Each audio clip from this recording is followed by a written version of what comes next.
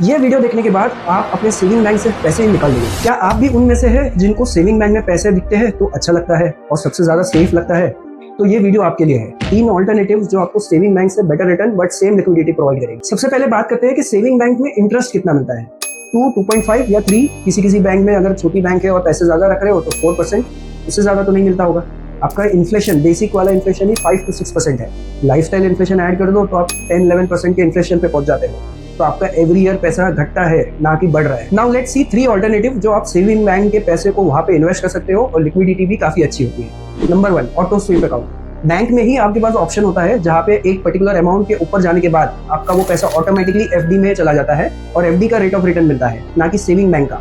But liquidity same saving bank जैसी, जैसे ही पैसे आप विड्रॉ करते हो तो वो एफडी का अकाउंट सेविंग बैंक में आ जाता है। एग्जांपल के लिए अगर 25,000 का आपने ऑटो स्वीप रखा है, 25,000 के ऊपर जाते ही सेविंग बैंक के पैसे एफडी में कन्वर्ट हो जाते हैं, है ना। अच्छी बात। पहले वाले ऑप्शन में एक प्रॉब्लम था कि वो बैंक में ही रहता है और इनकेस बैंक में आपको पैसे दिख रहे हो वो खर्चा जरूर हो सकता है।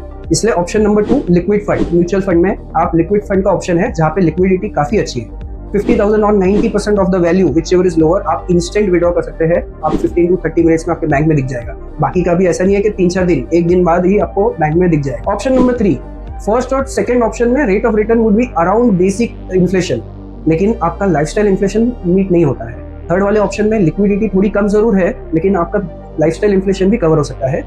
नाम है बिल डिस्काउंटिंग। यहाँ पे आपको 30 डेज के लॉक इन के साथ आपको पैसा इन्वेस्ट करने का मौका मिलता है। Rate of return around 12% per annum है। फिक्स्ड रिटर्न्स होता है। आरबीआई रेगुलेटेड और सेबी रेगुलेटेड फंड्स में इन्वेस्ट होता है। तो फाइनल कॉल क्या है? अगर मैं आपकी जगह होता तो मैं थोड़े पैसे सेविंग में रखता, जो अप्रोक्स समझ लो 1 मंथ का एक्सपेंस हो। उसके बाद वाला थोड़ा अमाउंट में एफडी में रखता और लिक्विड फंड में भी रखता, और उससे ज्यादा चंक अमाउंट है तो मैं बिल डिस्काउंटिंग में डाल देता।